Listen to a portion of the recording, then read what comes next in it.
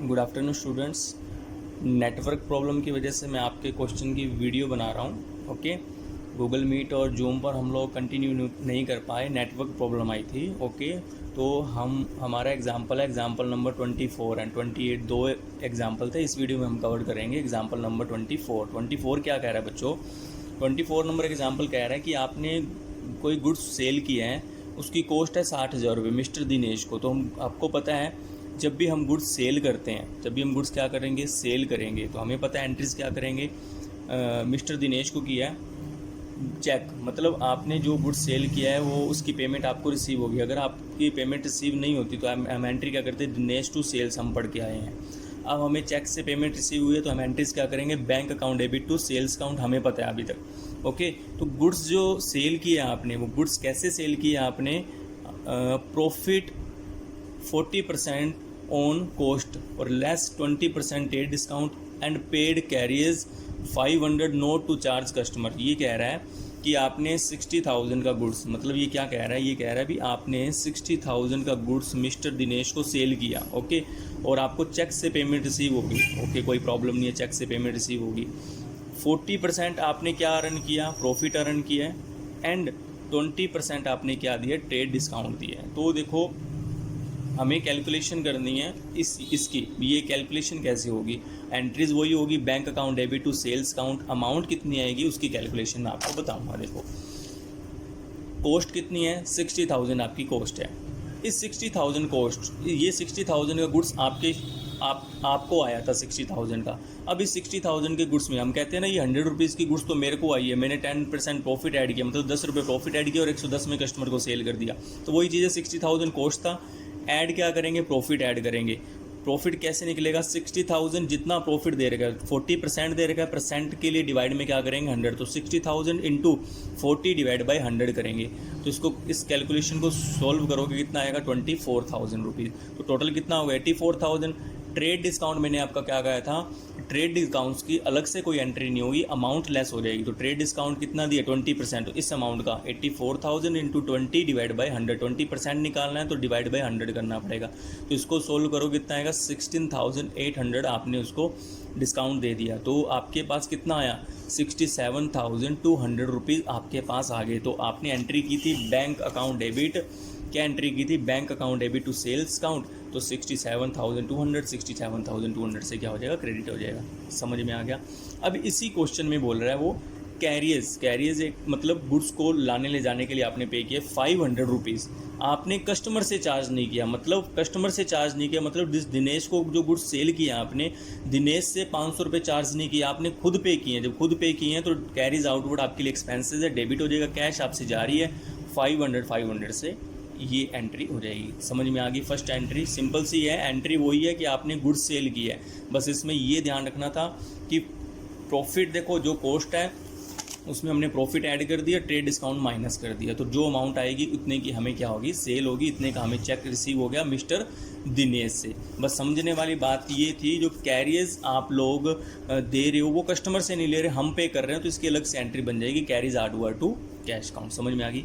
Second देखो क्या है, आपने गुड सेल किया है, सोल्ड गुड कॉस्टिंग 45,000, ठीक है, और आपने प्रॉफिट कितना अर्न किया है, 33.33% प्रॉफिट अर्न किया और ट्रेड डिस्काउंट दिया 20%। सेम कंडीशन चल रही है हमारी। हमारा कॉस्टिंग तो पहले वही निकालेंगे, गुड सेल करने की एंट्री हम लोग पता है हम क्या एंट्री करेंगे। अब देखो गुड सेल किसको किया, मिस्टर मनोज को किया है।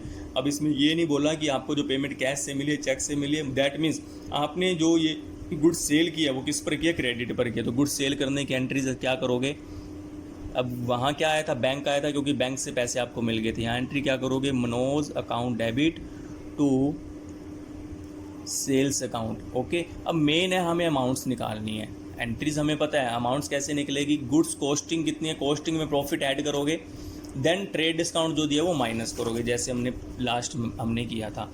ओके, तो देखो आपको दिख रहा होगा स्क्रीन पर, कॉस्टिंग कितनी है, 45,000। ओके, प्रॉफिट ऐड किया 45,000 का, 33.33 डिवाइड बाई 100, परसेंट हटा दोगे, डिवाइड बाई 100 आ जाएगा, तो आएगा 15,000। तो टोटल कितना आ गया 60,000। इस 60,000 में से 20% आपने क्या दे दिया, TD ट्रेड डिस्काउंट दे दिया। ट्रेड डिस्काउंट से अलग से कोई एंट्री नहीं होती, अमाउंट लेस होती है। तो 60,000 इंटू 20 डिवाइड बाई 100 कितना आ गया 12,000।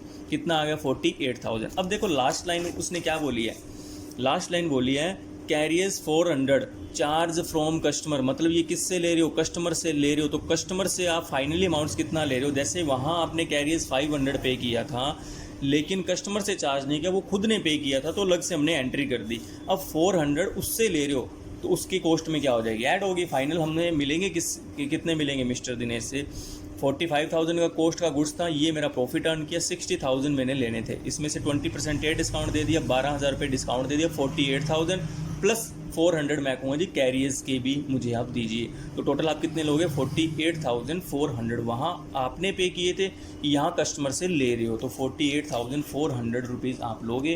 तो आपके मनोज आपको कितने रुपये देगा 48,400, ठीक है। जिसमें जो सेल के, जिसमें जो आपने सेल किया है 48,000 तो होगा आपका सेल का, और 2 क्या करोगे आप कैश काउंट किसका करोगे मनोज से 400 आपने, मतलब कैरियर्स आपने मनोज से ले लिए और जो कैरीज वाले उसको दे दिए। तो क्या आ जाएगा 2 कैश 400 कैरीज के मिल गए, ये सेल के 48,000, टोटल 48,400। समझ में आ गया।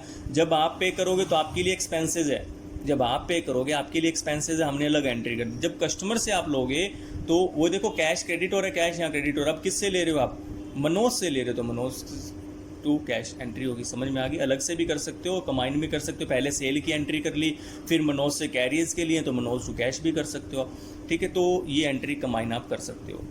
समझ में आ गया।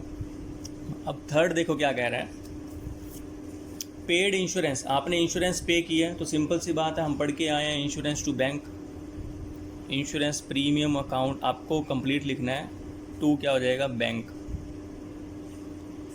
आपको ये एंट्री मैं बता रहा हूँ बट आपको ये एंट्रियाँ परफॉर्मा बनाना है, उसके अंदर करनी है और विद नरेशन लिखनी है इसके अंदर कि किस चीज़ की एंट्री है, किस चीज़ की एंट्री। जैसे हमने इंश्योरेंस प्रीमियम पेड किया तो नीचे नरेशन, इसको कहते हैं नरेशन, पेड इंश्योरेंस प्रीमियम। समझ में आ गया। इंश्योरेंस प्रीमियम कितना पेड किया है 6,000। इंश्योरेंस प्रीमियम एक्सपेंसेस है, डेबिट हो गया बैंक। मैंने आपको कहा था बैंक आता है क्योंकि मोस्टली ट्रांजैक्शन किसके साथ होती है, आपकी बैंक से होती है। इंश्योरेंस प्रीमियम 6,000 एंड 6,000 आपने पे कर दिया। आप देखो वो कह रहा है आपने 12 महीने का इंश्योरेंस पे किया स्टार्टिंग 1 जुलाई 2017 एंड ईयर आपका क्लोज हो रहा है 31 मार्च। देखो आपने देखो हमारा ईयर है 1 अप्रैल से 31 मार्च तक, यहाँ तक ये 1 अप्रैल शुरू हो गया और ये 31 मार्च हमारा क्या हो गया कंप्लीट हो गया। ओके, तो आपने जो इंश्योरेंस प्रीमियम पेड करना शुरू किया है, कब से शुरू किया है 1 जुलाई से। कब से 1 जुलाई से। ओके, तो 1 जुलाई से लेकर 31 मार्च तक हमारे अकाउंट्स क्लोज हो गए। कितने मंथ हो गए 9 मंथ। आपने 12 महीने का पे किया है, मतलब नेक्स्ट ईयर के 3 मंथ, नेक्स्ट 1 जुलाई से लेकर 1 जुलाई तक 12 महीने होंगे, ठीक है। 30 जून तक 12 महीने होंगे, तो 9 मंथ तो इस ईयर के हो गए। 3 मंथ्स जो थे वो आप 31 मार्च को तो आपके अकाउंट्स क्लोज ही हो गए ना, यहाँ अकाउंट्स क्लोज हो गए। लेकिन आपने जो इंश्योरेंस पे किया वो 12 महीने का पे किया और शुरू कब से किया है 1 जुलाई से। तो इस मंथ, इस ईयर के आपके पास कितने मंथ रह गए 9 मंथ रह गए, और नेक्स्ट जो मंथ है, नेक्स्ट ईयर है सॉरी, उसके कितने मंथ आएंगे 3 मंथ। तो कहने का मतलब ये जो 3 मंथ्स है उसकी पेमेंट आपने इस ईयर में दे दी, तो ये आपका क्या हो गया एडवांस हो गया, ठीक है। मतलब क्या हो गया प्रीपेड हो गया। प्रीपेड मैंने आपको बताया था आपकी एसेट्स होती है। तो 3 मंथ्स की इसकी भी आप एंट्री करोगे। एंट्रीज क्या करोगे, prepaid insurance account debit to insurance premium account, कितने से करोगे 1500। अब सर आप पूछोगे सर 1500 कैसे आया, तो बच्चों 6,000 रुपये ये टोटल 12 मंथ के थे। हम ये 3 कितने मंथ की करेंगे 3 मंथ्स की करेंगे, ठीक है। तो 12 5 60, 500 इंटू 3 करोगे कितना आ जाएगा 1,500 रुपये आ जाएगा। समझ में आ गया।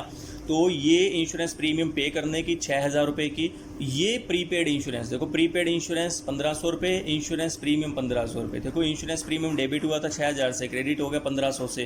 तो 6,000 से डेबिट हुआ है, 1,500 से क्रेडिट हुआ है, तो डिफरेंस कितना है 4,500 रुपये। दैट मीन्स 4,500 रुपीज़ इस ईयर के हैं। समझ में आ गया आपको? क्लियर है? इंश्योरेंस प्रीमियम पे करने की 6000 पे की है, अब ये आपने एक्स्ट्रा पे कर दिया इस साल।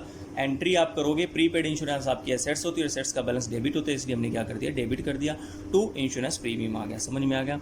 लास्ट 4 एंट्री बिल्कुल ईजी सी है। आपने 300 रुपीज़ आपने कस्टमर की रिफ्रेशमेंट पर, कस्टमर आपकी शॉप पर आया, आपने चाय पानी के ये दे दिए, 300 खर्चा है आपका, तो ये आ जाता है सन्ड्री एक्सपेंसेस के अंदर। ठीक है, ये छोटे मोटे जो खर्चे होते हैं चाय पानी के, तो ये सन्ड्री एक्सपेंसेस के अंदर जाते हैं। ये आपका एक्सपेंसेस है, टू क्या हो जाएगा, कैश अकाउंट। ये इजी सी एंट्री थी, कितने से, 300 से एंड 300 से। ओके, तो सिंपल सा कहानी है। ये गुड्स सेल करने की एंट्री की थी, बस आपको ये कैलकुलेशन समझ में आनी चाहिए। जितने का कॉस्ट होगा उसमें प्रॉफिट ऐड करना है, अगर ट्रेड डिस्काउंट दिया तो लेस करना है। ओके, कैरीज आउटवर्ड या जो है आप पे कर रहे हो, अगर आप खुद पे कर रहे हो तो अलग से एंट्री कर दो, सामने वाले से ले रहे हो तो उससे कैश आ जाएगा आपके पास। ठीक है, ये इंश्योरेंस प्रीमियम पे करने की, ये एडवांस में आपने पे कर दी तो उसकी एंट्री मैंने आपको पहले बताई हुई, और लास्ट में सन्ड्री एक्सपेंसेस की। तो ये था हमारा एग्जाम्पल नंबर 24। आई थिंक आपको समझ में आ गया होगा। फिर भी कोई प्रॉब्लम हो तो आप व्हाट्सएप पर मैसेज कर सकते हो। Thank you.